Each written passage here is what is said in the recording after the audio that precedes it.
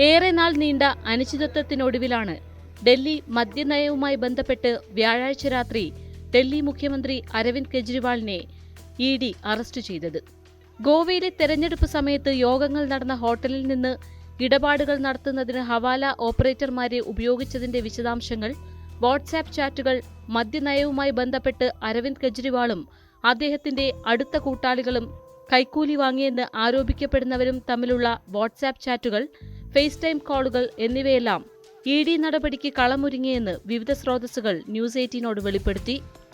ചോദ്യം ചെയ്യലിന് ഹാജരാകാൻ കാട്ടി ഇഡി നൽകിയ 9 സമൻസുകളാണ് കേജ്രിവാൾ ഒഴിവാക്കിയത്.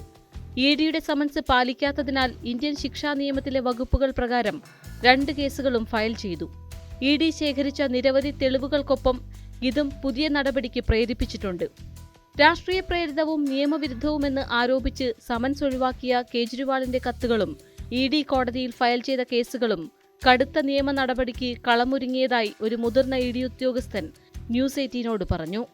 മുൻ ജാർഖണ്ഡ് മുഖ്യമന്ത്രി ഹേമന്ത് സോറനും സമാന രീതിയിലാണ് ഇഡിയുടെ സമൻസുകളോട് പ്രതികരിച്ചതെങ്കിലും പിന്നീട് അറസ്റ്റ് ചെയ്യപ്പെട്ടു.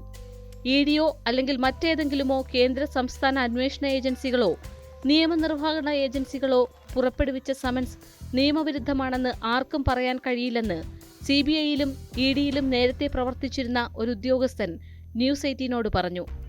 ഏതാണ് നിയമപരമെന്നും നിയമവിരുദ്ധമെന്നും വിധിക്കാനുള്ള അവകാശം അവർക്കില്ല. ആർക്കെങ്കിലും സമൻസുകളോട് എതിർപ്പുണ്ടെങ്കിൽ അതിനെ നിയമപരമായി നേരിടുന്നതിനുള്ള വഴികളുണ്ട്. അവർക്ക് കോടതിയെ സമീപിക്കാനും സമൻസുകൾ റദ്ദാക്കാനും സാധിക്കും. എന്നാൽ അതുവരെയും സമൻസുകളോട് പ്രതികരിക്കേണ്ടതുണ്ട്. കൃത്യമായ ഇടവേളകളിൽ 9 സമൻസുകളാണ് ഇഡി കെജ്രിവാളിന് അയച്ചത്. അന്വേഷണവുമായി സഹകരിക്കണമെന്നും അവർ ആവശ്യപ്പെട്ടു. എന്നാൽ കെജ്രിവാൾ എല്ലായ്പ്പോഴും സമൻസുകൾ ഒഴിവാക്കുകയും നിയമം ലംഘിക്കുകയും ചെയ്തു. കുറ്റാരോപിതരുമായി മുഖ്യമന്ത്രിക്ക് ബന്ധമുണ്ടെന്ന് തെളിയിക്കുന്ന വാട്സാപ്പ് സംഭാഷണങ്ങളും ഫേസ് ടൈം കോളുകളും ഇഡിയുടെ പക്കൽ തെളിവായുണ്ട്. മദ്യനയം നടപ്പാക്കുന്നതിൽ ഡൽഹി സർക്കാരിലെ ചില മുതിർന്ന മന്ത്രിമാർക്ക് പങ്കുണ്ടെന്നതിന് ഇത് സൂചിപ്പിക്കുന്നു.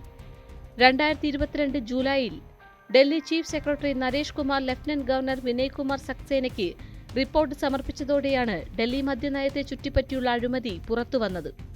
മദ്യനയം രൂപീകരിക്കുന്നതിലെ നടപടിക്രമങ്ങളിലുണ്ടായ വീഴ്ചകളെക്കുറിച്ച് 5 പേജിലടങ്ങുന്ന റിപ്പോർട്ടിൽ അദ്ദേഹം സൂചിപ്പിച്ചിരുന്നു. ഏകപക്ഷീയമായ തീരുമാനങ്ങളാണ് അന്നത്തെ എക്സൈസ് മന്ത്രി മനീഷ് സിസോദിയ എടുത്തതെന്ന് കുമാർ ആരോപിച്ചു. പുതിയ നയം സർക്കാർ ഖജനാവിന് നഷ്ടമുണ്ടാക്കിയതായും അതേസമയം ചില AAP നേതാക്കന്മാർക്കും മന്ത്രിമാർക്കും കൈക്കൂലി ലഭിച്ചുവെന്നും അദ്ദേഹം വെളിപ്പെടുത്തി. തുടർന്ന് കേസ് CBI ഏറ്റെടുക്കുകയും സിസോദിയെ ഫെബ്രുവരിയിൽ അറസ്റ്റ് ചെയ്യുകയും ചെയ്തു. മദ്യനയത്തിലെ കള്ളപ്പണം വെളുപ്പിക്കൽ സംബന്ധിച്ച ആരോപണം പരിശോധിക്കുന്നതിനായി പിന്നീട് ഇഡി അന്വേഷണം ഏറ്റെടുക്കുകയായിരുന്നു.